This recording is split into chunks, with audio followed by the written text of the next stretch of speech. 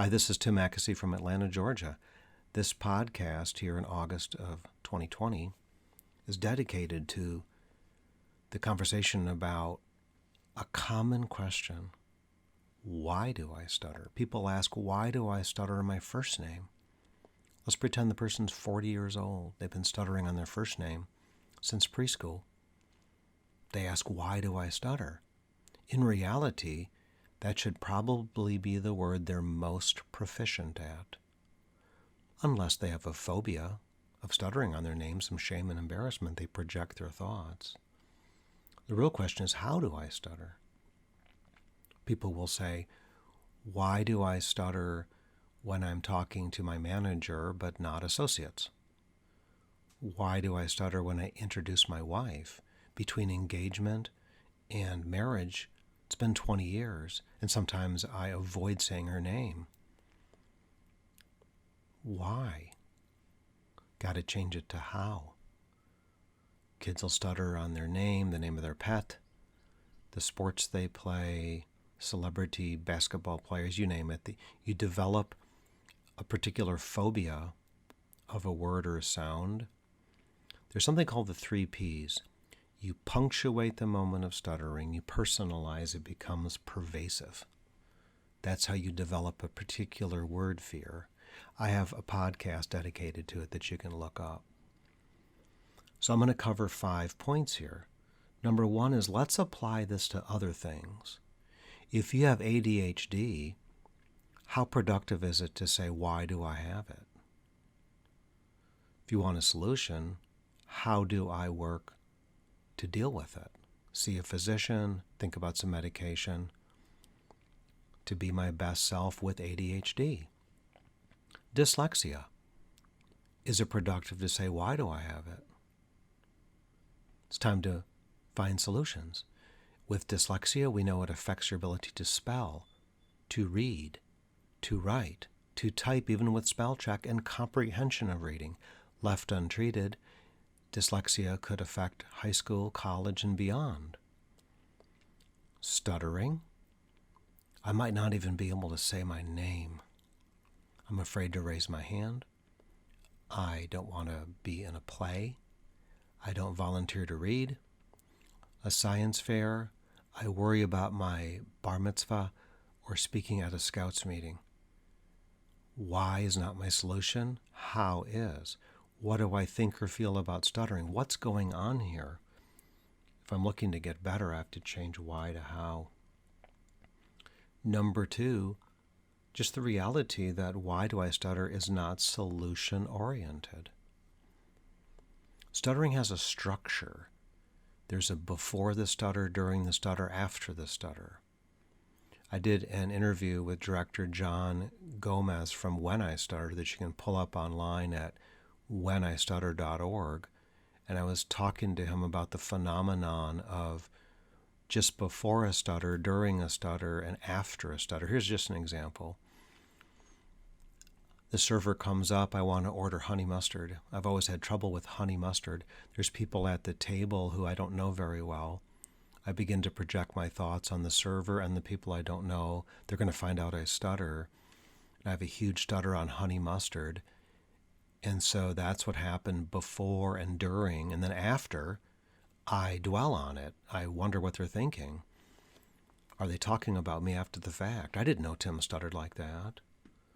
So before, during, and after the stutter gets you to how I stutter. Number 3, some examples from real life, like King George VI from the famous movie The King's Speech. King George V passed away. King George VI had to ascend to the throne very quickly. King George V used to pick on his stutter. His brother used to mimic King George VI. And there was no time for why do I stutter. It was time for how. How do I gain some control over it? Some people get caught up and you're not supposed to control, stutter, or learn strategies. That is a generalization that needs to be examined a lot more closely. In the case of King George VI, the radio was used for world addresses, so he the United Kingdom decided to join the war to eradicate Hitler, and King George VI wanted to do his best to learn to control his stuttering so he could make a clear, concise message to the world. He worked with his therapist, Logue, and they pulled it off together. So why has to turn into how? We look at Jack Welch from GE. Jack Welch passed away spring of 2020.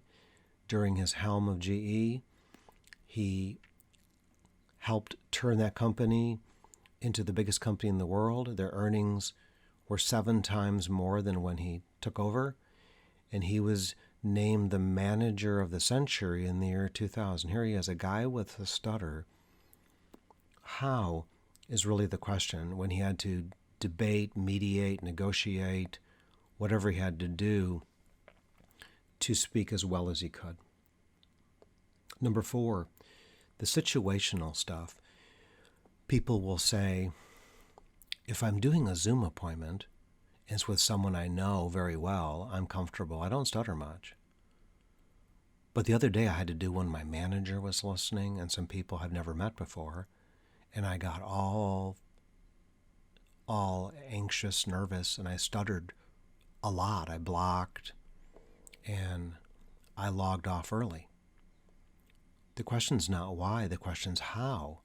What were you thinking or feeling before, during, after it that makes stuttering with your manager on the line and people you don't know worse than someone you know?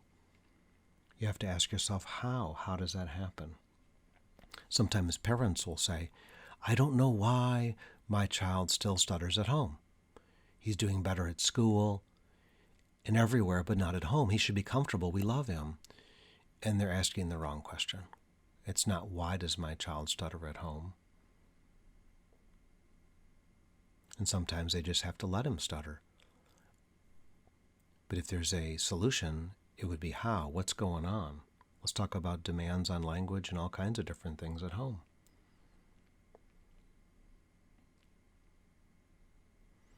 So people come with a myriad of very specific things. My name is Michael from Minnesota. I have a phobia of M words. All day I try not to stutter. I don't know why. Again, wrong question. It's how. Go back in your timeline, Michael, and find out when you began to stutter on it, and you punctuated it with embarrassment, frustration. You personalized it. It became pervasive. That's the 3 Ps.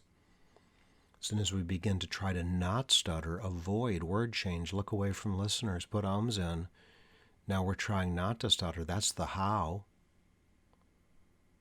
In therapy, never ask somebody, why are you embarrassed?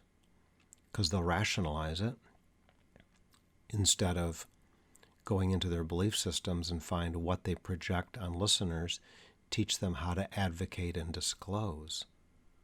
Why is the wrong answer? How? Teach me how to stutter. Teach me how to stutter on the phone. And we'll learn how it happens. Number 5 is really that stuttering has a structure. How about this? I'm driving in my car. I got some friends in the car, and I'm having a good time with them. There's music in the car. They're talking about something. I'm feeling good. I'm not really worried about my stuttering at the present moment. One of them goes, bro, I'm really hungry. Pull in the drive-thru. Oh, if you stutter, you know this moment. Now I've got to order for everybody. The 2 guys in the back seat are going to find out how much I stutter. And then they're going to be like, whoa, did you hear him at the drive-thru?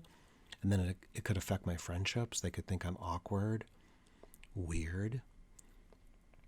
So I end up stuttering really bad at the drive-thru. It's self-fulfilling. The question is how, not why. How did it happen? If I'm willing to do a slow-mo examination. I spoke at the NSA conference and did a talk called CSI, Communication Scene Investigation. It's learning how to look at these situations and examine how you stutter in these moments that trouble you. And you can turn this off if you're not interested in solutions. If you're interested in solutions, then you keep listening. Here's an example. You can associate into the moment. You look back in your moment of stuttering, like a first-person game on your computer. And as you associate into it, you get the feelings about stuttering, and you discover what you believed about stuttering. What were you thinking or feeling? You can also look at it from a third-party perspective. So I look from the side at myself talking, and I discover what I was thinking or feeling and what I did that contributed to the stutter that's bothering me still. So that's how. Stuttering has a structure. It has like a scaffolding. You've heard the expressions peel back the layers of the onion. In the DSM-5, stuttering is described as a social anxiety. So that's further gives us a reason to look into how. How does all of this happen? A tricky thing about the unconscious mind, when I ask myself, why do I stutter when I introduce people? And why do I avoid doing it? There's a part of your brain that rationalizes it. The voice says, well, because you'll be judged. So when you ask yourself, why do I avoid doing an introduction? A different part of the brain will rationalize it.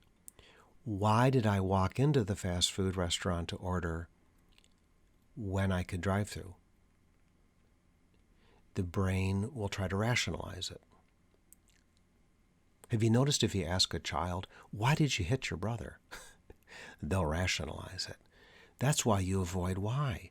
It's how. How's your solution? How's my solution for dyslexia, for attention deficit disorder, for so many different things, and stuttering? Remember, there's a pre-stutter phenomenon, a mid-stutter phenomenon, and after I stutter phenomenon. All add up to how it happens. So if you're interested in solutions, solving those perplexing problems with specific words, specific sounds, situations, reducing your anxiety and fear, you have to change why do I stutter to how. I hope this is helpful. Please listen to other podcasts that take a deeper dive into anxiety surrounding stuttering, specific word fears, memory, purpose, intention, and interviews coming. Many podcasts will be coming just here in the year 2020 and beyond. Thank you very much, and I wish you the very best.